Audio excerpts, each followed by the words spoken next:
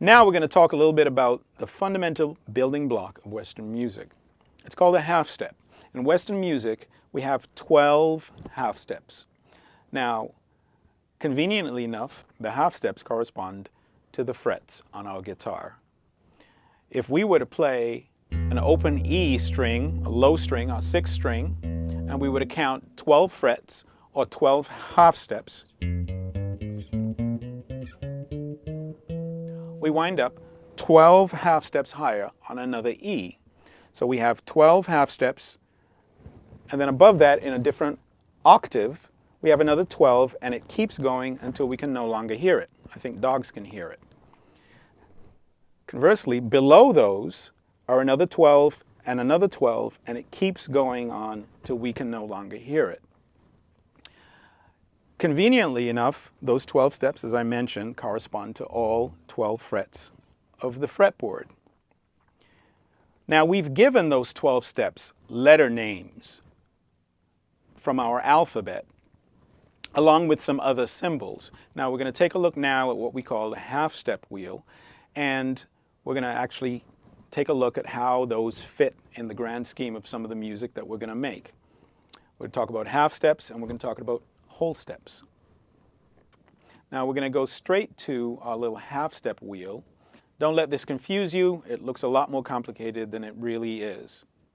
If we start right here with a C, in between the C and the next letter of the alphabet, which is the D, we have, if we're going clockwise, which is higher or sharper, we will have a C sharp. In between the D and the E, we have a D sharp. In between the E and the F, there is technically no sharp or flat, whichever way you're going. As we continue around, we come to the conclusion that there are sharps and flats between every note except the B and the C and the E and the F. If you're going counterclockwise, there is a flat below the note. So you'll go from B to B flat, then A flat, G, G flat, F. There's no flat between the F and the E, technically speaking. And then under the E flat, we continue. These 12 steps in Western music divide the musical palette in a way that allows us to create melodies and chords that sound pleasing to us. Now we're going to go back to the guitar here for a second, and we're going to play a few notes. And again, if you think this is a complicated way to think of it, I'm going to show you an easy way now to remember it. There's a sharp above every note except B and E, and there's a flat below every note except F and C. That's an easy way to think of it. Now, using this, it is possible for us to easily figure out, given the fact that we know the open strings, we can figure out just about any note. Now, I'm going to start off with the E string, open E string. The next note would be an F, and we can look at that on our half-step wheel. The next note would be an F because we're moving clockwise on the half-step wheel. Then the next note would be an F sharp. Then the next note would be a G. Next note would be G sharp. Then A sharp, then B, and remember there's no sharp above B. We go directly to C, then C sharp, then D sharp, and then we're back at E.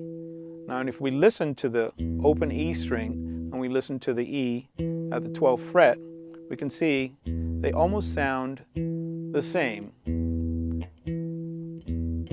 They have the same quality, only one sounds a little bit higher.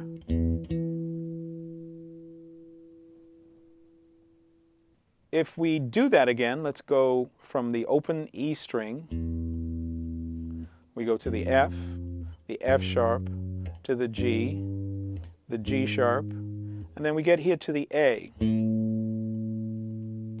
Now, remember when we were tuning a guitar, we matched this A with the open string A, So now we can conclude that there's some notes on guitar that are actually repeated on other strings. Now, as confusing as that might sound, that is the feature of guitar that allows us to play combinations of notes which are called chords. We'll be covering chords later on after we cover scales, basic scales. The most important thing and the easy way to remember this is that all ascending notes have a sharp note above them except B and E. All descending notes have a flat note between them except C and F. So in between each note has either a sharp or a flat above or below it. The sharp or the flat is often referred to as an accidental. In addition, the word flat can also be used to define going lower in music, and the word sharp can be used to define going higher in music. And you might be able to remember that from when we were tuning the guitar, where we needed to make a note sharper or we needed to make a note flatter in order to make it agree with another note to which we were matching. So now we have an understanding of what a half step is and how it corresponds to each of the frets that we have. So 1 half step, 1 fret. A whole step, of course, conveniently, is 2 frets. So if we were to start, let's start with this note F, which is actually a half step above our open E on a 6th string. We'll start with an F here, and we're going to play a note a whole step above this note. Now this note, so we're going to skip over 2 frets to the next note, which will be a G. Now we're going to go another whole step above that note. We're going to skip over the half step and go to the next 2 fret space, which will be an A. Now if we want to note another whole step above that, we move up simply 2 frets to B. A whole step above that note, we're going to jump over our C, and we're going to wind up on C sharp. Another whole step above that note, we're going to jump over D, we wind up on D sharp. One more whole step, and we're back an octave higher than the F that we started on. So we have now half steps, and we have whole steps.